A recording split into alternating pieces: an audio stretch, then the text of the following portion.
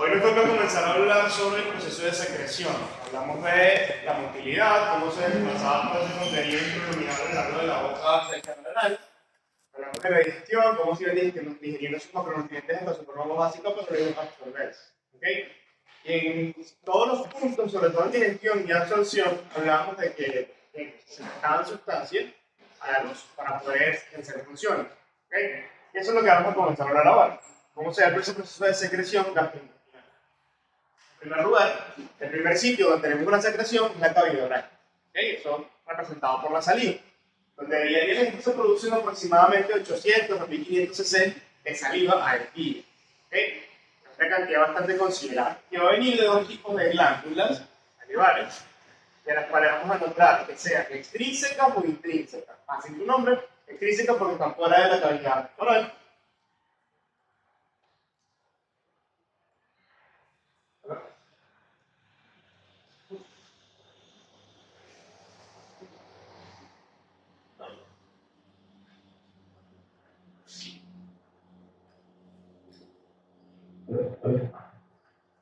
Las extrínsecas porque están fuera de la cavidad oral, o sea, de tres específicamente, la parótida, la sublingual y la sublingual, ¿okay? Y las intrínsecas, que son las que forman parte de la propia cavidad oral, son las vocales, las paratinas, las linguales, ¿okay? Que también tienen una parte de secreción. Si bien las intrínsecas representan el 90% de la secreción de esa saliva, las intrínsecas, las vocales, también tienen un 10%, ¿ya? Por la general. Una diferencia entre ellas es que las glándulas salivales extrínsecas van a responder a estímulos. ¿Okay? Son las encargadas de que cuando se requiere realmente una producción más intensa de saliva, bien sea por el alimento o porque estamos masticando, se produce una mayor cantidad. Mientras que digamos que la producción basal y contigua está dada por las glándulas intrínsecas, o sea, las espaldas, las cuales y las branquias. Algo ideal es que esta saliva va a tener un pH entre 6 a 7, algo que es ideal porque si bien ayer hablamos de la digestión de proteínas, hablamos de la tialina, ¿cierto? Y que tenía una función también. Entonces, esta tialina requiere este pH de 6 a 7 para poder actuar. Por ejemplo, cuando llegaba al estómago, pasaba por la sien casi inactivado. Entonces, ella requiere este grado, este rango de pH para poder activarse, para poder actuar adecuadamente. Además de que tenemos dos tipos de glándulas, también tenemos dos tipos de secreción. Una secreción que va a ser más acuosa, más serosa, que va a ser rica en proteínas, cuya función va a ser, en casi rica en proteínas que actúan como enzimas, cuya función va a ser degradar. ¿Okay?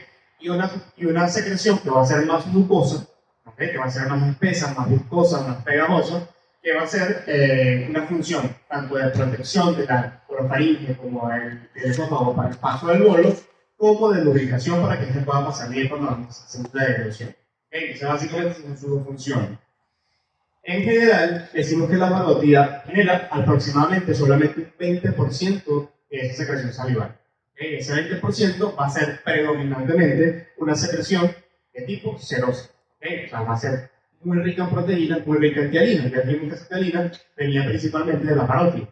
Entonces, esta parótida, el 20% principalmente de tipo serosa.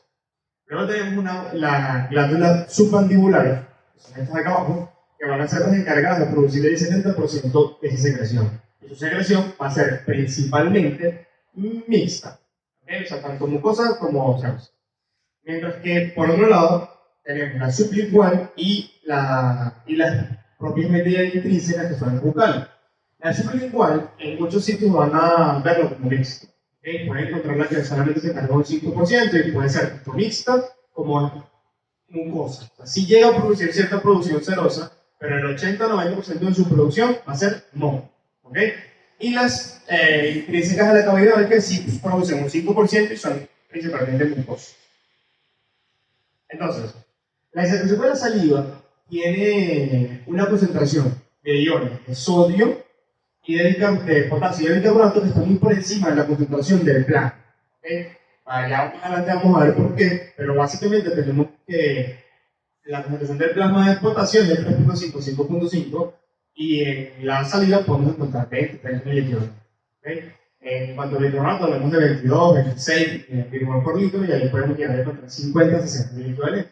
Tenemos más potasio, más bicarbonato que conseguiríamos en el plasma. ¿Okay? Mientras que por el contrario, el sodio ¿ok? Tiene menos concentración de la que el sodio y el cloro de la que tendría en el plasma. Entonces, ¿cómo se produce? La saliva se va a producir por dos procesos. Primero, una fase primaria, que va a ser la secreción salival primaria, que se produce en el acino. ¿Saben la estructura de la glándula, las glándulas salivales? Son acinos y conductos salivales. ¿Okay? En los acinos tenemos una secreción primaria. Si es una glándula que es principalmente serosa, tendrá principalmente pialina. Si es una glándula que será principalmente mucosa, tendrá principalmente moco.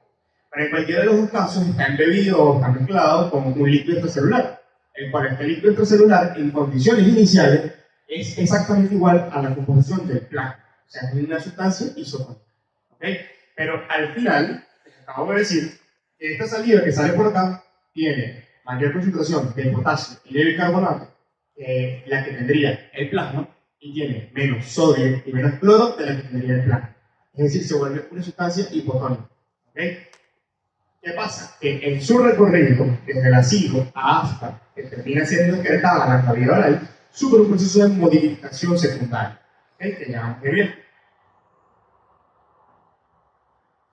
Ok, vamos a hacer un adelanto rápido a decir que la regulación de la secreción salival está dada principalmente por el sistema nervioso autónomo.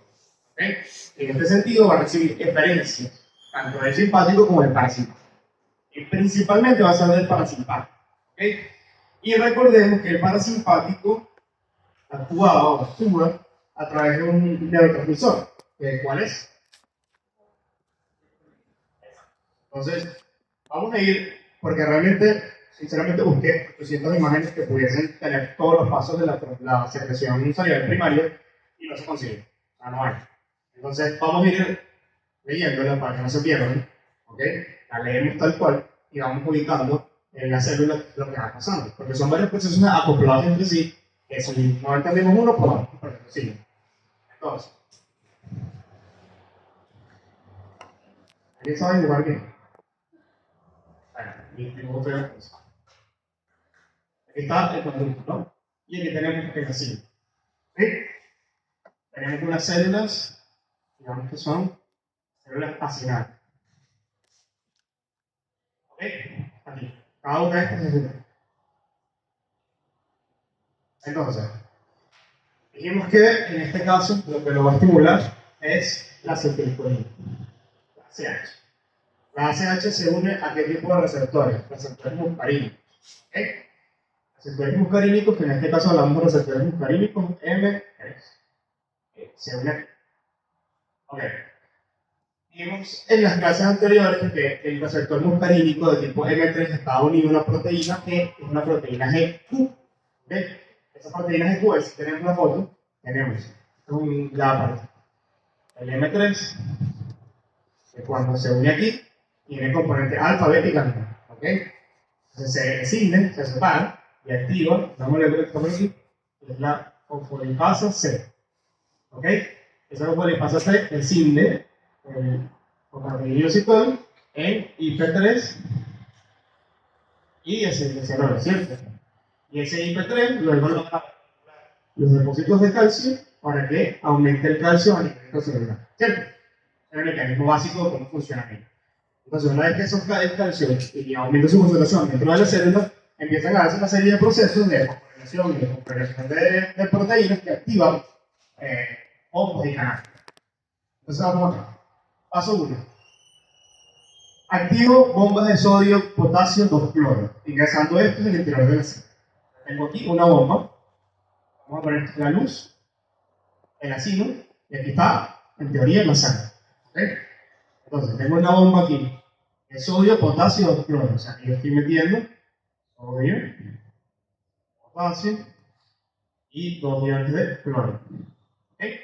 Ahí bien. Entonces, segundo, activo con el cloruro de la membrana apical, la luz, para permitir que este cloro pase de la sangre, aquí, pero no sodio, potasio, cloro, y gracias a este canal, este cloro pasa directamente para acá. Y ya tengo aquí el cloro. ¿Se entendió? Sí. Entonces, esta activación aumenta el calcio intracelular, este calcio activa el bombo sodio, potasio, cloro, meto un sodio, un potasio, 2 cloros. Por ahora, estoy diciendo que se activan canales a la membrana apical, ¿ok? Hacia la luz del ácido, que permiten que ese cloro difunda a través de la membrana hacia la luz. ¿Ok? Pero ¿qué pasa? Que el cloro es una carga negativa, ¿cierto?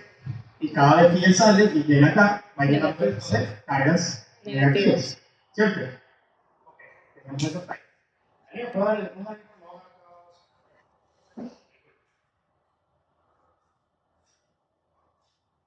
A la derecha. Ok, ok, entonces, la repite muy bien. Sacamos un paso. Arriba, arriba. Ah, ya. Porque no sé cómo estaba ahí. Ah,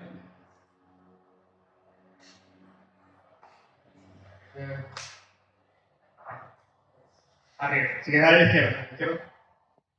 Exacto. No, no, a la derecha. Ahí, ya. Ok.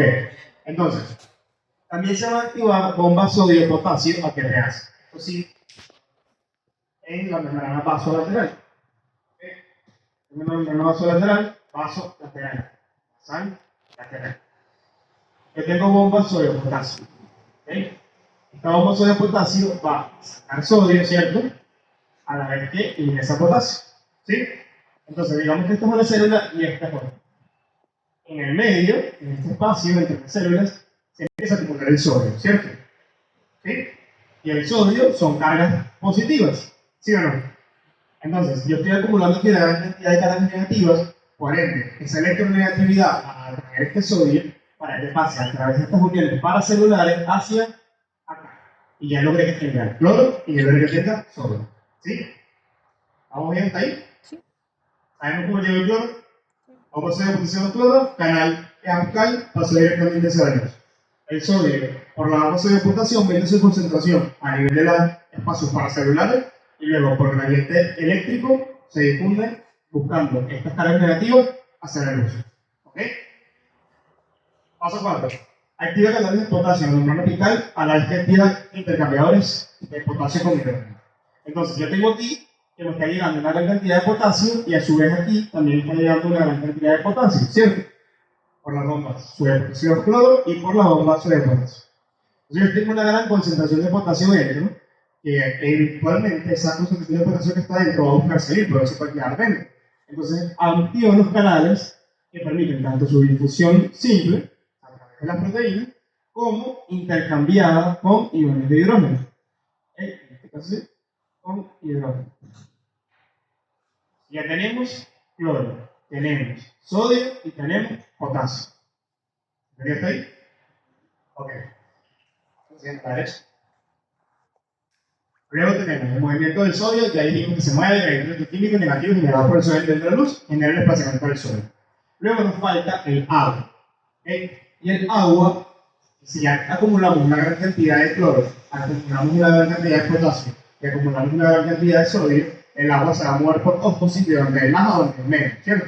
Entonces el agua va a difundir de dos formas. El agua puede difundir en medio de las uniones intercelulares, o sea, de forma paracelular, por ósmosis, ¿okay? En función del gradiente de concentración, vamos a ponerlo así. O puede también difundir de esta forma, ya que estas células tienen una gran capacidad de transportar agua. Teniendo dos transportadores, está la acuaporina 3 y la acuaporina 5. Básicamente son proteínas de canal que permiten el paso del agua. Entonces aquí pasa el agua, el agua puede pasar hacia acá y directamente hacia acá. O sea que tiene dos vías, o por vía paracelular directamente a la luz, o al interior de la célula por la proteína 3 y luego salir de ella por la proteína 5. Entonces, ya tenemos cloro, potasio, sodio y agua. ¿Ok? ¿Qué nos falta? El bicarbonato. ¿Así? Ok. El bicarbonato se va a generar de una forma distinta. Yo aquí estoy recibiendo agua, ¿cierto? A la célula. Pero a la vez el metabolismo de la célula me va a ir produciendo dióxido de carbono, ¿cierto? Estas células de sí no tienen el gas carbónico. El gas carbónico hace esto, ¿cierto? Agua, CO2, H2CO3, ¿cierto? Y esto es una molécula bastante inestable que multiplica el pH se disocia y forma bicarbonato y forma hidrógenos. ¿Ok? Entonces, este bicarbonato, luego, por simple intercambio con el potasio, con el cloro no son más lugares. Vamos para ver. Yo acumulo una gran cantidad de cloro aquí dentro y estoy formando bicarbonato aquí, ¿cierto? Entonces yo tengo demasiado cloro ahí dentro, pero yo necesito sacar bicarbonato. ¿Ok? Porque yo estoy acumulándolo aquí dentro y él no se puede quedar ahí dentro, que necesito mandarlo a la luz. Entonces, él lo que hace es intercambiar. Intercambia el cloro para acá y transporta el bicarbonato para acá. O sea, que si bien yo, digamos que devuelvo algo de cloro, lo utilizo para bombear el bicarbonato y me queda el bicarbonato en la luz. Entonces tengo bicarbonato, sodio, potasio, agua y cloro. ¿Ok? En concentraciones exactamente las mismas, muy cercanas a las del plasma. O sea, que este líquido inicial es isotónico. ¿Ok? ¿Se entendió? Sí. ¿Sí o no? ¿Seguros? ¿Ok? Bueno. Ajá. Entonces,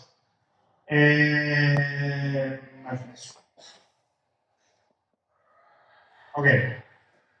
Entonces, una vez que ya se produce eso, tenemos que pasar al conducto. ¿Ok? Porque, como ya les dije, al principio el sodio, el potasio, el bicarbonato, el cloro tienen concentraciones exactamente iguales a las que tiene el plasma.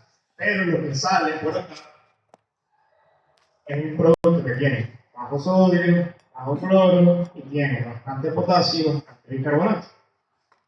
Entonces, ¿qué pasa en el proceso? ¿Qué pasa en ese camino que se modifica? Tenemos acá varios procesos. Entonces, bueno, vamos a ir ubicando. Se activan canales de sodio, son los canales ENA, son canales epiteliales de sodio, ¿okay? Que permiten estos ENA activa el sodio está muy concentrado aquí dentro, ¿cierto? Las células de contienen tanto sodio. Pero yo tengo unas células epiteliales, unos canales epiteliales que me permiten que el sodio vaya a esto. ¿Okay? Simplemente por gradiente de concentración. El sodio pasa de los demás a los menos. Dentro de la célula hay mucho sodio. Como siempre se encarga de ir sacando el sodio. Y aquí tenemos que acumulamos bastante por el gradiente que se genera por el cloro. Entonces, cuando llega el conducto que se consigue con estos conductos, se escapa. Y llega al interior de la célula. Sale de la célula. ¿Okay? Ese es el paso número 1. ¿Okay? Y bueno, obviamente luego, si tengo una hoja de sodio y potasio aquí, sacando 3 sodio, el potasio, este sodio, una vez que pasa entre la célula, lo estoy bombeando fuera. ¿Okay? Entonces, segundo paso. Absorbemos el cloro. El proceso por el cual se produce esto es básicamente el mismo. Si yo estoy acumulando una serie de cargas positivas aquí, ¿okay?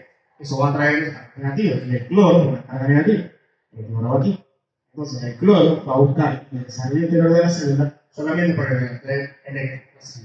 Entonces, en primer lugar, muevo el sodio y en segundo lugar, muevo el cloro. Porque esta salida del sodio, o esta entrada del sodio de la célula, tiene un gradiente electronegativo. Siempre que un catión se mueve hacia otro compartimiento, deja una carga negativa atrás. Porque una carga positiva que se está escapando. Como cuando el potasio sale de la célula, deja una carga negativa que también lo hace. Y deja una carga de menos 70 milivoltios. La carga es la que permite que el cloro difunda hacia el interior de la célula. Y el cloro también se escapó. ¿Cierto? Ya ven por qué disminuye el cloro y por qué disminuye el sodio. ¿Bien? Ok. Entonces, en lo siguiente es la secreción activa de potasio. Obviamente, si estoy llenando de cargas positivas en la célula, llegó mucho sodio en el interior de la célula, esa carga positiva tiene que cambiarse por algo. ¿Cierto? Si generamos mucha carga positiva dentro, se va a polarizar la membrana y vamos a es lo que realmente necesitamos. ¿Okay? Entonces, este gradiente se genera el sodio de cargas positivas va a ir bombeando paso de potasio bueno, entonces se acumula mucho aire. ¿Okay? Hay demasiado potasio dentro para todo el sodio que está llegando, el cual entonces empieza a salir.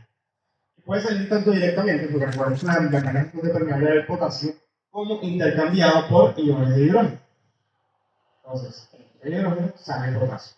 ¿Ok? Entonces ya tenemos más potasio aquí, menos cloro y menos sodio. A menos que es el bicarbonato. El bicarbonato pasa por el principio exactamente lo mismo. Está acumulado dentro de la célula y se va a empezar a intercambiar con el cloro, porque si yo tengo una cantidad grande de cargas negativas aquí, yo puedo aprovechar que el cloro quiere entrar, ¿ok? Para intercambiarlo por otro anión, en este caso el bicarbonato. Entonces, yo pierdo ciertas moléculas de cloro a la vez que intercambio por el bicarbonato. Entonces, así, de esta forma, el sodio se escapa por el cloro sigue la carga electronegativa por la salida del sodio. La acumulación de cargas positivas dentro de la célula permite que el potasio salga, ¿okay? Y como yo necesito, estoy acumulando el carbonato que estoy produciendo aquí dentro, tengo que intercambiarlo por otro para poder sacarlo. Por eso las cargas negativas, hay muchas acá, que es el cloro, para poder intercambiarlo y sacar el carbonato. Entonces, yo aumenté la concentración de bicarbonato y aumenté la de potasio, y la de cloro disminuye la de sodio. Por eso el producto final de la saliva es así. ¿Okay? ¿Bien? Vale. Entonces, esta recomendada composición, bajo sodio, bajo cloro, hay mucho potasio, mucho bicarbonato. Como les decía, hay aproximadamente 15 mil equivalentes de sodio, 15 mil equivalentes de cloro, o sea, para entre los dos, el cloruro de sodio, y hay aproximadamente 30 mil equivalentes de potasio y 50-70 de bicarbonato. Ok, y esto es un principio muy básico y sencillo. O sea, si mi capacidad de producción de saliva está al máximo, si yo estoy llenando esos conductos mucho, como que yo tengo un grifo demasiado lleno. El agua pasa muy rápido o pasa muy lento por la tubería. Muy lento por la tubería. Rápido, ¿no? Rápido. Si pasa muy rápido, da la chance de que se dé todos esos intercambios. No. Entonces la saliva se parecerá un poco más a como se produjo, ¿cierto?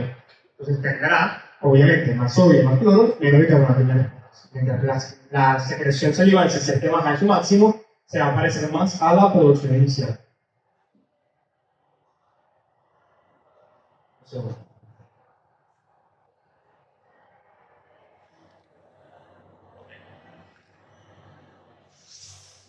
Entonces, ¿cómo se regula esta producción de saliva? Bueno, en primer lugar tenemos que vamos a hablar en estas, casi todas las fases que vamos a hablar. Hablamos de una fase oral, de una fase cefálica o de una fase intestinal, probablemente. Por en saliva, en la producción de saliva hablamos de una fase oral y una fase cefálica. La fase oral no es más que el estímulo que se genera directamente en la pared oral, producto de la llegada del alimento. ¿Okay? Bien sea por la estimulación química a las propiedades gustativas, ¿okay? O bien sea por el hecho de la masticación, la propia estímulo mecánico, que puede generar la activación. Entonces estos estímulos van a viajar por vías aparentes, ¿okay? Y luego van a devolver una respuesta por vías aparentes del autónomo. Y aquí vamos a poner con esto. Las eferencias vienen del parasimpático y del simpático. En cuanto al parasimpático, viene del núcleo salivatorio superior e inferior. Estos puntos que se encuentran en el punto de transición entre el puente y el bulbo raquídeo. ¿Okay? Entonces, en ese punto de unión entre ellos se encuentra el núcleo salivatorio superior e inferior. Ellos van a viajar con nervios canines. ¿Okay? El superior va a viajar, ¿okay? Por el par 7, el facial. ¿Okay? Entonces va a viajar por la entrada del tímpano, por el nervio lingual, y llega a unos ganglios ubicados en la región submandibular, ¿okay? Hace su sinapsis y luego manda una fibra postsináptica o ganglionar a las dos principales glándulas, digamos, intrínsecas, pero propias, que son la sublingual y la submandibular. La submandibular y la sublingual reciben del núcleo salivatorio superior por el nervio lingual. ¿Okay? Entonces, mientras que el núcleo salivatorio inferior envía estas eferencias por el glosofaringe. Llega al ganglio óptico y ahí, a través de la rama auriculotemporal, a la paráfise. Simplemente quiero que sepan que estos núcleos son los que envían las eferencias del parasimpático a estos glándulos. O sea, liberan la acetilcolina. Si se libera acetilcolina en estas terminaciones nerviosas, tenemos todo esto que hablábamos ahorita. ¿Ok? ¿Por qué? Porque se va a activar el CYP3, se va a activar un poco el paso C, aumenta el calcio celular y tiene lugar todo este proceso de secreción sanguínea. ¿Ok? Entonces, ciertos estímulos, como por ejemplo el gustativo, es una respuesta refleja lógica. Si en la papila gustativa percibe un gusto ácido o un gusto amargo, va a entender que esa sustancia puede ser nociva, ¿cierto? Y la saliva tiene capacidad de neutralización.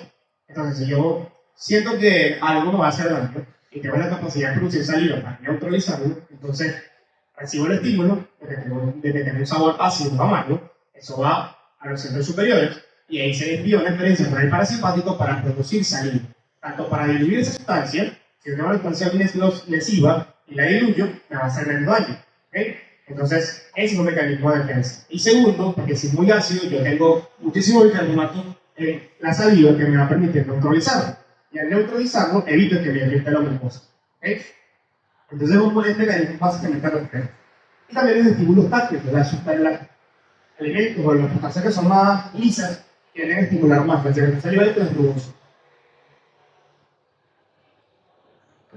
Ok. Luego tenemos el simpático. Bueno, vamos a escribir ahora. El parasimpático va a aumentar el volumen salival, entonces va a andar, ¿okay? Pero va a dar lugar a una producción de saliva que es acuosa, es serosa, o sea, tiene bastante agua, tiene bastantes electrolitos, ¿okay? No tiene tanta mucina, digamos. Mientras que el simpático, cuya experiencia va a venir realmente aproximadamente de T1 a T4, se envían unas ramas que van aliando el cervical superior y de ahí esas referencias van directamente a las glándulas salivales. Okay, también puede llegar a estimular el volumen salival, o sea, si va a producir más saliva, pero si se han dado cuenta cuando están muy estresados, nerviosos, o que están en una situación de lucha o de huida realmente, que la saliva se pone como más corta, más espesa, más seca. Es por eso, porque realmente es una saliva que es más viscosa, que está más preparada para tener proteínas que tener agua y electricidad. Entonces, si bien estimula el volumen salival, lo hace menos que parasimpático. Voy a poner una flechita más grande que esto, no sé. ¿Okay?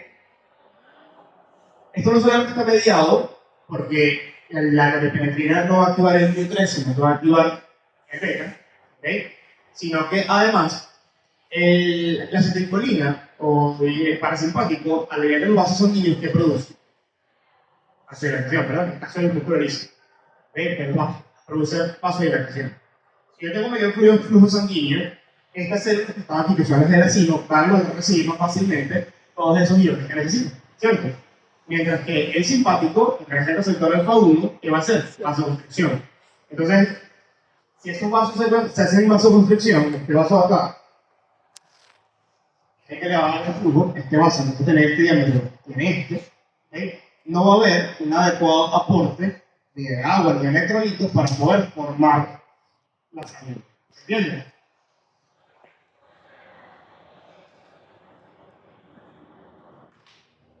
Tengo que aquí está la explicación de los receptores. Ok.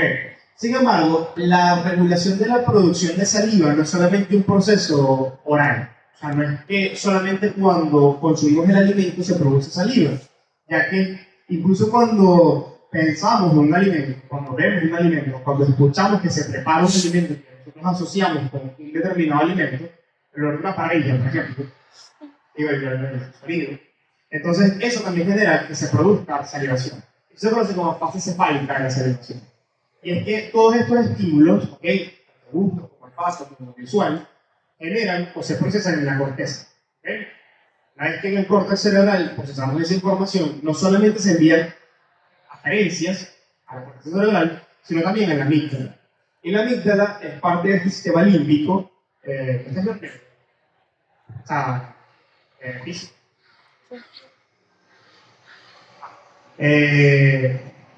Pero vamos a hacerlo más sencillo, lo más simple. Si yo tengo un estímulo visual, auditivo o de olfato, eso se va a procesar en la corteza cerebral. ¿Okay? Pero en el camino va a montar unas ramas a un centro, en el centro límbico. El sistema límbico se encarga de darle un valor emocional o una carga, digamos, basada en nuestras experiencias a esa información. sea, no solamente la información aislada, y por eso que de repente a mí que me gusta la pizza, capaz eso me genera emoción, y a alguien que no le guste, probablemente no. Entonces, por eso la información no se procesa igual en todo.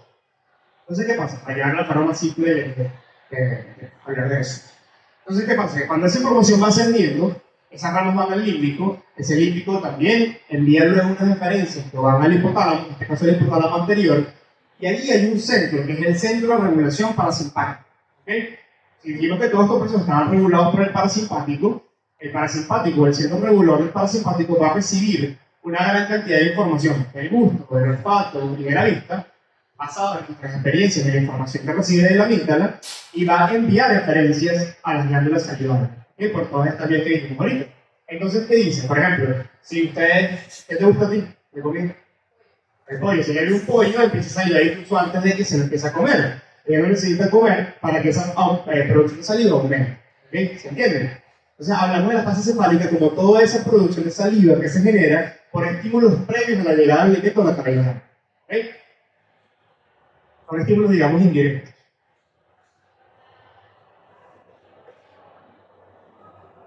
Ok, esto léanse porque son las funciones básicas de la salida. Y me parece más importante que hablemos de los procesos que son más difíciles de entender que realmente esto. Pero en principio, la salida tiene una función protectora porque es una capa mucosa. Y la capa mucosa va a proteger a toda la mucosa, tanto de la cavidad oral como de la faringe, para que cuando pase el bolo, este bolo, si algún alimento sigue siendo, digamos, una superficie lesiva, al pasar, no choque directamente con la mucosa de lesiones, sino que tiene la salida de la boca. ¿Okay? Igualmente con sustancias que son químicamente irritantes, las neutraliza, las disuelve. Igualmente la comida. Si la comida es muy sólida, al mezclarse con la saliva y la masticación, logramos, digamos, formar una masa que se conoce como bolo, que posteriormente vamos a deglutir. ¿Okay? Si la saliva, esto sería muy difícil. ¿Okay? Pues es como darle una masa sin echarle agua, es imposible. No se va a disolver nunca. Además, también ayuda al gusto, porque si el gusto, las papilas gustativas necesitan recibir no un pedazo de carne, sino disuelto, o sea, proteínas disueltas en esa agua. Entonces, ese líquido lo va a proporcionar la salud. Son funciones bastante básicas que pueden ir revisando. ¿Okay? Vamos a la secreción esofágica. La secreción esofágica es un paso muy simple. Básicamente son de naturaleza mucosa, lo único que ellas hacen. ¿Okay? Porque su función que va a ser permitir lubricar la mucosa esofágica para que ese bolo pase fácilmente a través del esófago y llegue rápido al estómago sin lesionar la mucosa.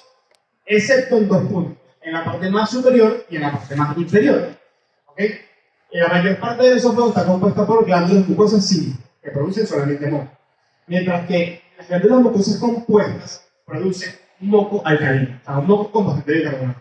¿Por qué? ¿Dónde en el esófago necesita que se produzca bicarbonato? Ahora, en el extremo más inferior, porque está muy cerca del estómago. Y el estómago vamos a ver que va a producir una gran cantidad de ácido. ¿Okay? Si ese ácido se concentra y puede haber reflujo, porque se que no tiene reflujo gastroesofágico, asciende. Si yo no tengo ninguna sustancia que neutralice esa acidez, el estómago está preparado para defenderse contra esa acidez, el esófago no. Si el esófago se expone a esta sustancia ácida de forma continua, de forma crónica, va a llegar a desarrollar lesiones, úlceras, ¿okay? Por ejemplo, entre otros. Básicamente eso. Entonces, él necesita que en ese extremo inferior tengamos unas glándulas compuestas que además de producir moco, tienen ese moco de bicarbonato. De manera que ese ácido se regrese, puede haber una neutralización. ¿Ok?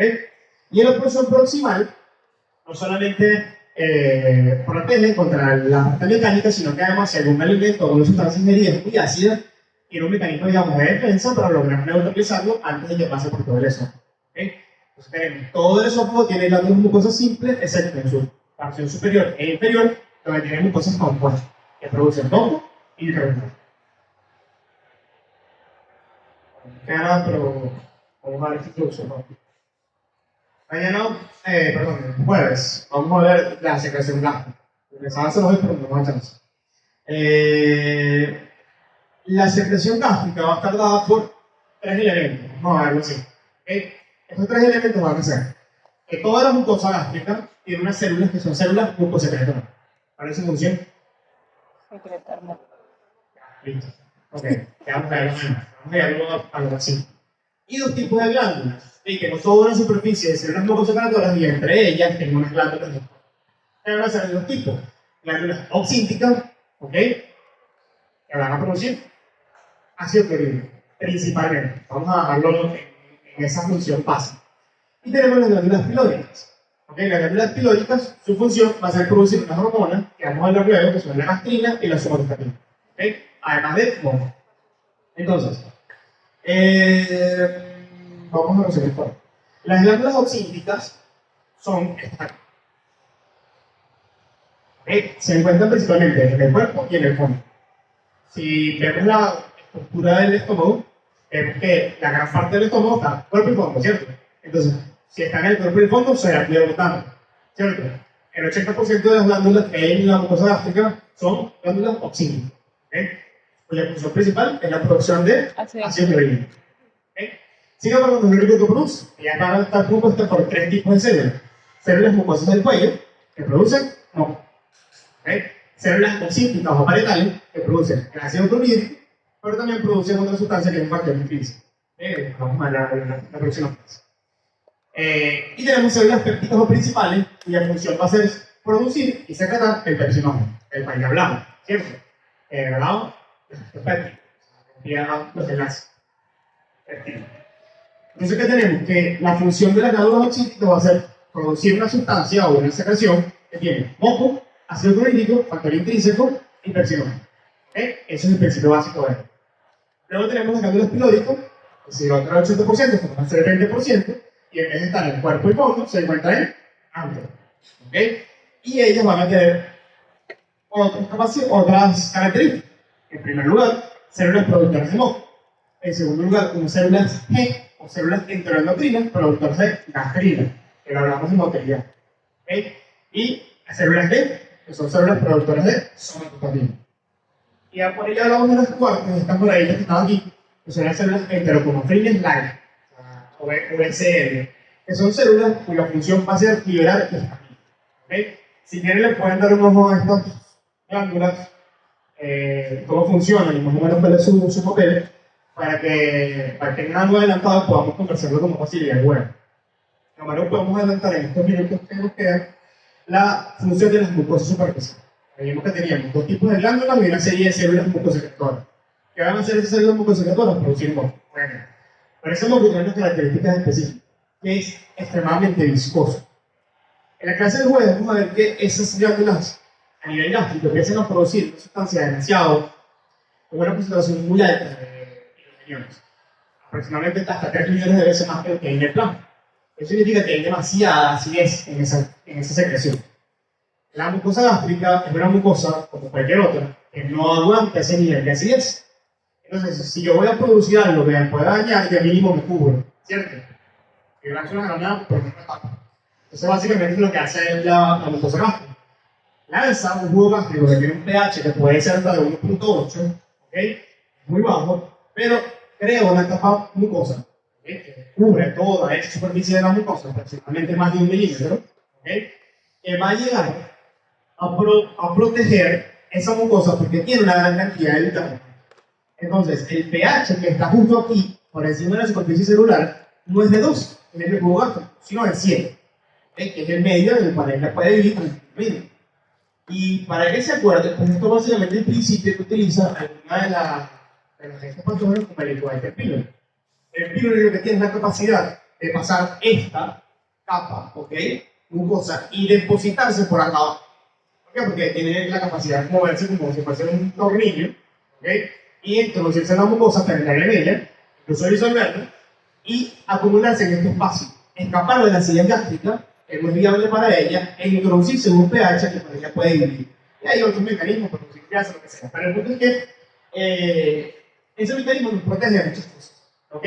Nos protege de la acidez gástrica, nos protege de los patógenos, nos protegemos. Cuando estos mecanismos de protección se pierden, dan lugar a las probables lesiones o lesiones contra la mucosa, ¿ok? No fisiopatología, pero que me parece interesante que lo sepan desde ahorita para que se acuerden. ¿Okay? La función protectora la que tiene el células mucosecretoria de producción. Ese moco que tiene mucho bicarbonato, lo cual logra neutralizar el pH cercano a la mucosa y además funciona como una barrera mecánica.